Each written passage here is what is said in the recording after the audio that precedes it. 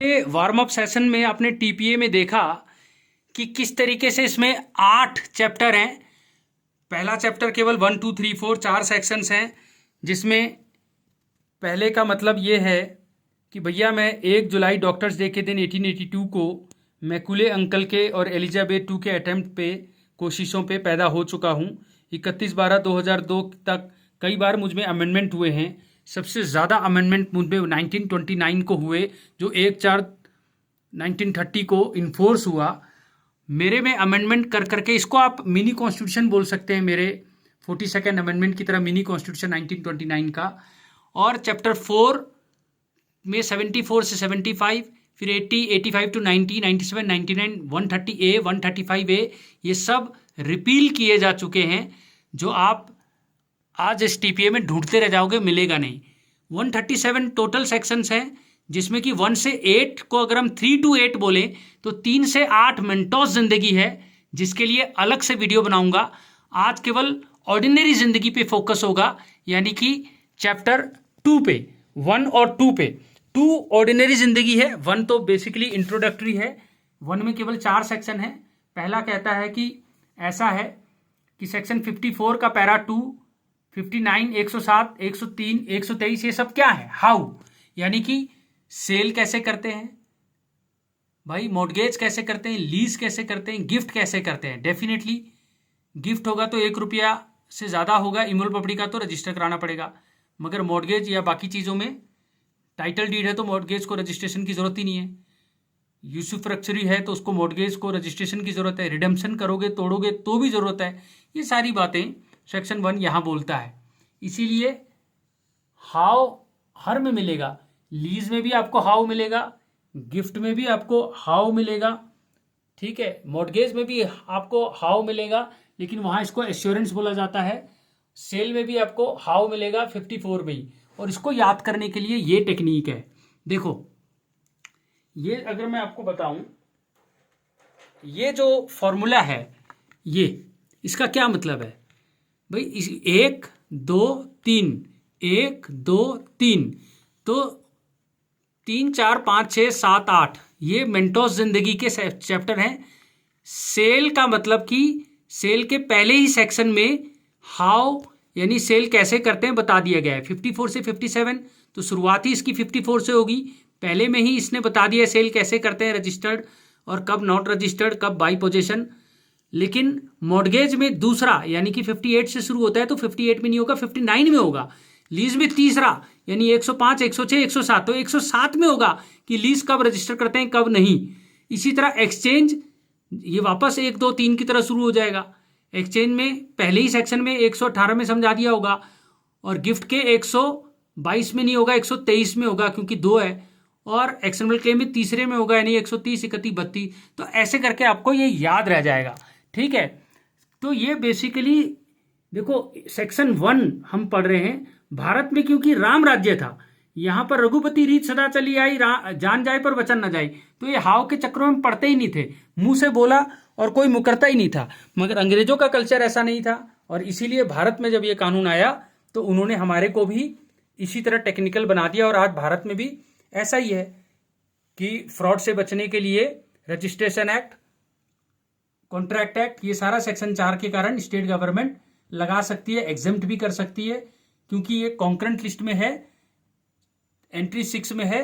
Agricultural land पे ये ऐसे ही नहीं लगता, और स्टेट गवर्नमेंट अपने अपने एग्जेम्पशन लगा सकती है।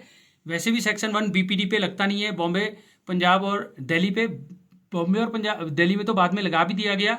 पंजाब में आज भी बेसिक रूल तो लगते ही हैं, क्योंकि इतने सारे डॉक्ट्रिन हैं जो हम पहले भी पढ़ चुके हैं, ठीक है। तो जस्टिस, इक्विटी, गुड कंसाइंस के साथ साथ ये सारे डॉक्ट्रिन, चाहे परपेचुइटी का हो, एक्यूमुलेशन का हो, एस्टॉपल का हो, इलेक्शन का हो, ये सारे डॉक्ट्रिन से ही हम अपनी transfer, gift, actionable claim, sale, exchange, mortgage को समझते हैं और करते हैं। मुस्लिम लॉ पे ये नहीं लगता, ठीक है। केवल चैप्टर 2 यानी कि 3 4 5 6 7 8 मेंटोस जिंदगी लगता है, लेकिन मेंटोस जिंदगी का भी एक नहीं लगता, और वो है 129, ठीक है। 129 mortis causa, M for mortis causa, M for movable property, M for Mohammedan law पे नहीं लगता। ओवैसी साहब देखो कितने खुश हैं इस बात से, ठीक है। अब आप देख सकते हैं कि हम अब आ रहे हैं, सेक्शन 5 हम पढ़ चुके थे, जिंदा लोगों के बीच की बात 6 भी हम पिछले वीडियो में पढ़ चुके हैं, 7 भी हम पढ़ चुके हैं, क्यों 38 के साथ पढ़ते हैं, किन्नौर के कस्टम के साथ पढ़ते हैं। 8 में भी हमने ये 8 के 2 अंडे को पढ़ लिया था, ईस्टमेंट एक्ट को समझ लिया था। 9 में हम आते हैं तो हमने कहा अंग्रेजों ने फिर भी ये बोला है कि जब तक लॉ तुम्हें कंपेल नहीं करता तुम ऑरली ट्रांसफर करो, हम उसको वैलिड मानेंगे।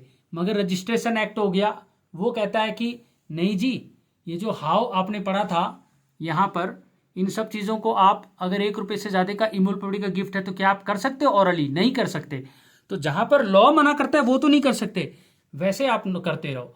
10 बोलता है अरे यार मोह माया छोड़ो ना, जब आपने दे दिया तो दे दिया, लगाम क्यों अपने पास रखा हुआ है? लेकिन ऐसा नहीं है।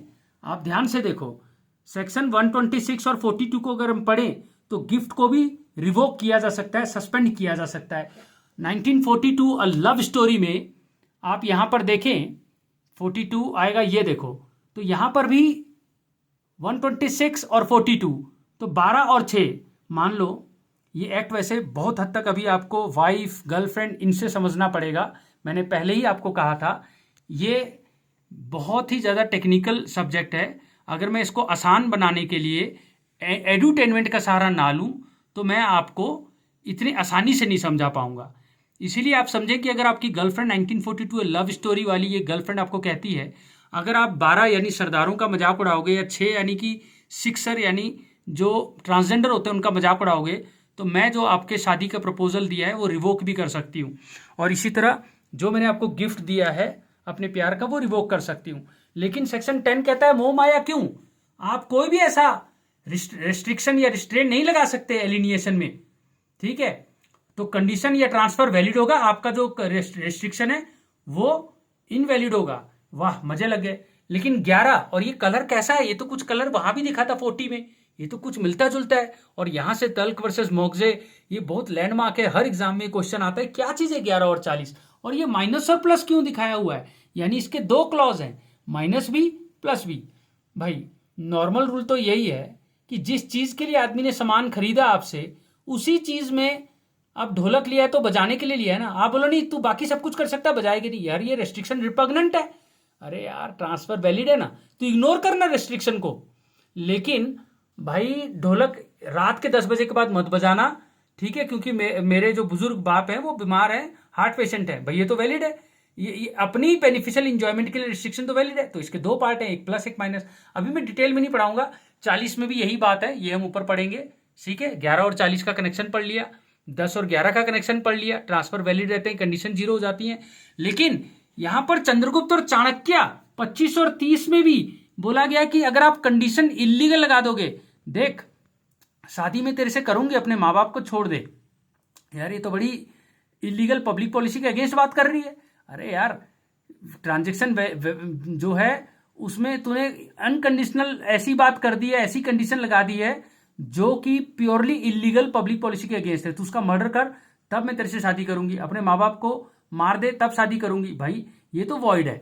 ये जहां जहां वॉइड होगा ना, इस ग्रहण को याद रखना। ये जो ग्रहण है, ये जो ग्रहण दिखा रखे हैं मैंने, ये जो ग्रहण दिखा रखे हैं, ये जो ग्रहण दिखा रखे हैं, इस डॉट को याद रखना। जहां पर जिस सेक्शन में डॉट है इसका मतलब वहां पर देखो। 10 में मैंने कोई डॉट दिखाया नहीं, 11 में मैंने प्लस माइनस लिखा, आधा डॉट है आधा नहीं है। तो यानी एक क्लॉज में वैलिड है, एक क्लॉज में नहीं है। चलो फिलहाल सीक्वेंस वाइज चलते हैं और अब हम आते हैं 12 में। यार ये क्या बात हुई?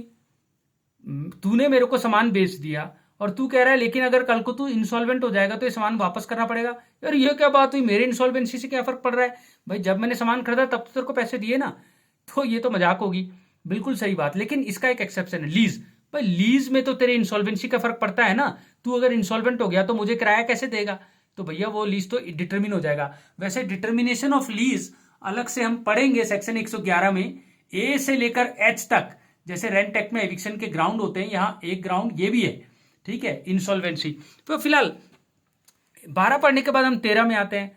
भाई मैंने पहले ही बताया था पिछले वीडियो में कि ये जो प्राप चास Neo versus Ong Cheng Neo का जजमेंट था 1874 का, यहां सेक्शन 14 टीपीए, भारत में पहली बार टीपीए के प्रिंसिपल लगाए गए थे।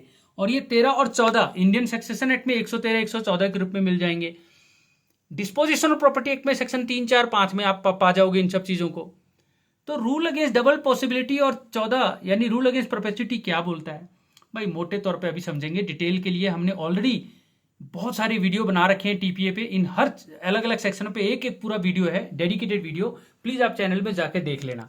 यहां मैं ये बताना चाहता हूं कि इंटरवाइवो सेक्शन 5 कहता है जिंदा इंसानों के बीच में आप कैसे एक अनबॉर्न बच्चे को फिर दे रहे हैं, वो तो जिंदा नहीं है भाई। ध्यान से पढ़, मैं ये बोल रहा हूं कि जो मेरा बड़ा बेटा है उसको केवल लाइफ इंटरेस्ट दूंगा, और जो मेरा अभी बच्चा पैदा भी नहीं हुआ पर कल को हो सकता है उसको एब्सोल्यूट मिलेगा। तो ये बिल्कुल वैलिड है, क्योंकि बीच में एक ट्रस्ट, एक सेटलमेंट या एक लाइफ इंटरेस्ट क्रिएट कर दिया। हाँ, मेरे बच्चे के जो अनबॉर्न बच्चा है, जो मैं मुंगेरी लाल के हसीन सपने देख रहा हूं, जिस दिन मैं बोल रहा हूं ना उस दिन पॉसिबिलिटी होनी चाहिए। एक्चुअल में होता है कि नहीं उससे तेरा को कोई मतलब नहीं है, ठीक है। और लेकिन मैं ये नहीं बोल सकता पहले वाले को भी लाइफ इंटरेस्ट और जो अनबॉर्न है उसको भी लाइफ इंटरेस्ट, खैरात में नहीं है। जो अनबॉर्न है उसको तो पूरा देना पड़ेगा, ठीक है, डबल पॉसिबिलिटी को, ताकि अवॉइड कर सकें। अब बाबर बोलता है मैं तो हुमायूं को दूंगा लेकिन लाइफ इंटरेस्ट, उसके बाद वो चले जाएगा अकबर को, अकबर से चले जाएगा वो जहांगीर, जहांगीर से शाहजहां, से औरंगजेब। क्या मजाक बनाया हुआ है भाई, इतना मोह नहीं। तभी तो डिस्पोजिशन ऑफ प्रॉपर्टी एक्ट में अनबॉर्न बच्चों को मना ही कर दिया था। लेकिन जब हिंदू मुसलमानों का विद्रोह हुआ तो अंग्रेजों ने थोड़ा सा मॉडिफाई किया और 13 और 14 के रूप में बोला ठीक है दे सकते हो, मगर कुछ शर्तों के साथ। और वो शर्त ये है परपेचुइटी मत लेके आना और डबल पॉसिबिलिटी मत लेके आना, एक जनरेशन से ज्यादा मत ट्रांसफर करना, ट्रांसफर वैसे भी इंटरवाइवोस है तो डायरेक्ट मत करना, किसी जिंदा इंसान के बीच में एक बच्चा रख देना। जैसे राज कपूर, जैसे मान लो पृथ्वीराज कपूर है, वो कहते हैं देखो राज कपूर को मैं लाइफ इंटरेस्ट दे रहा हूँ और उसके बाद दूसरे भाई शशि कपूर को भी राज मैं दे रहा हूँ, क्या बोलते हैं, लाइफ इंटरेस्ट, मगर उसके बाद जो मेरा पोता होगा शशि कपूर का बेटा, मान लो रणवीर कपूर, मान लो ऋषि कपूर का बेटा होगा, तो उसको, तो इसमें आप कितने भी लाइफ इंटरेस्ट दे सकते हो लेकिन एक जनरेशन से ज्यादा नहीं, पहली शर्त ये है। दूसरा भाई जो पेन अल्टीमेट है ना, यानी कि जो रणवीर कपूर से पहले वाला ऋषि कपूर है वो जिंदा होना चाहिए ऋषि कपूर के पैदा होने से पहले, चाहे वो पोस्टपोन कर दो, क्योंकि डेफिनेटली बच्चा पैदा पेट में आते ही वेस्टेड हो गया मगर वो संभाल तो पाएगा नहीं। तो 18 साल तक पोस्टपोनमेंट का ये मतलब नहीं है कि वो इंजॉय नहीं कर पा रहा और जब तक ऋषि कपूर ही उसको इंजॉय कर रहा है तो वेस्टेड नहीं है, वेस्टेड है। यानी कि अगर ऋषि कपूर 17 साल में मरता है तो वो रिवर्ट बैक नहीं होगा, ऋषि कपूर के क्लास 1 यानी कि माँ को, सॉरी रणवीर कपूर के क्लास 1 यानी माँ को चले जाएगा। तो केवल 18 साल पोस्टपोन हो सकता है, लेकिन इसका ये मतलब वो वेस्टेड नहीं है, क्योंकि जो चीज़ किसी हैपनिंग या नॉट हैपनिंग पे डिपेंड करता है वो तो कंटिंजेंट है।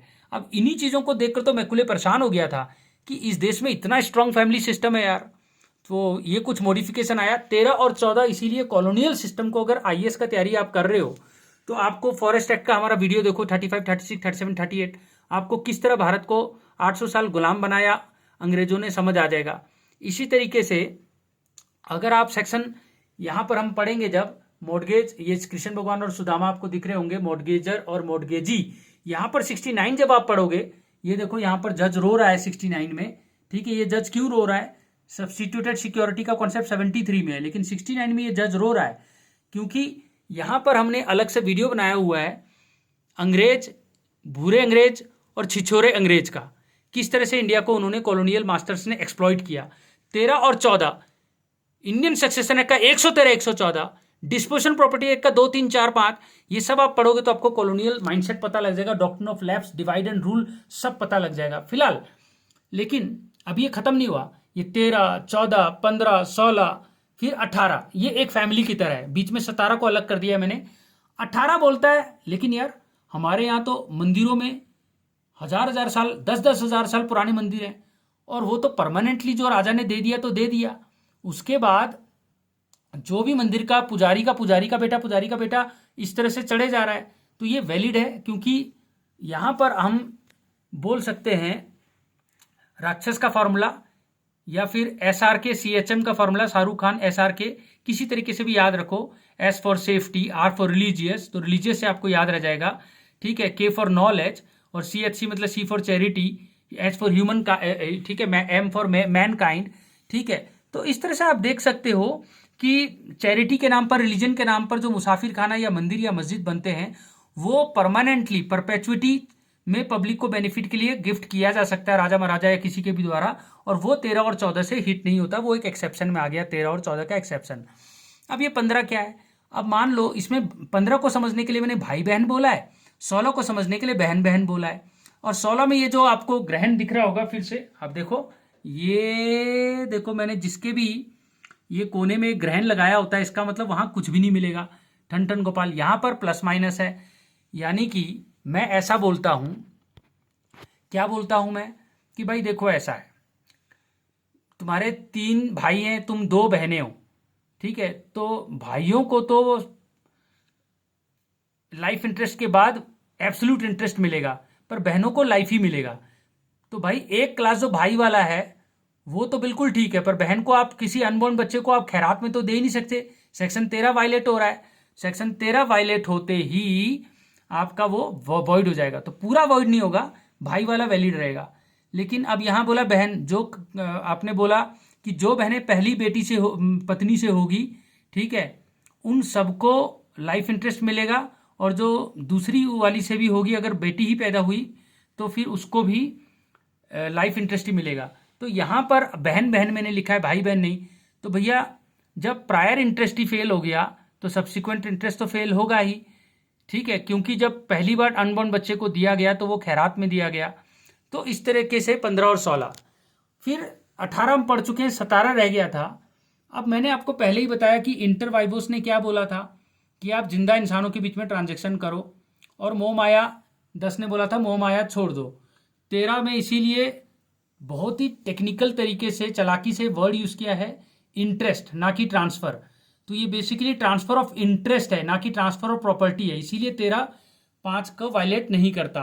और 10 कैसे 17 को वायलेट नहीं करता कि ये जो प्रॉपर्टी दे दिया उस पर कोई लगाम नहीं रखता, वो तो दे दिया, कोई मोह माया नहीं, लेकिन ये कहता है यार मैं बुढ़ापे में क्या खाऊंगा, तो पूरी जिंदगी इसका 1% मैं अपने मेंटेनेंस के लिए ले सकता हूं, जो इससे किराए से इनकम आएगा इस घर से, या फिर 18 साल तक ट्रांसफर के, जो भी इन दोनों में से लंबा हो, लॉन्गर याद रखना, जो भी लंबा हो उस समय तक वो एक्यूमुलेशन इनकम खा सकता है देने वाला, ठीक है।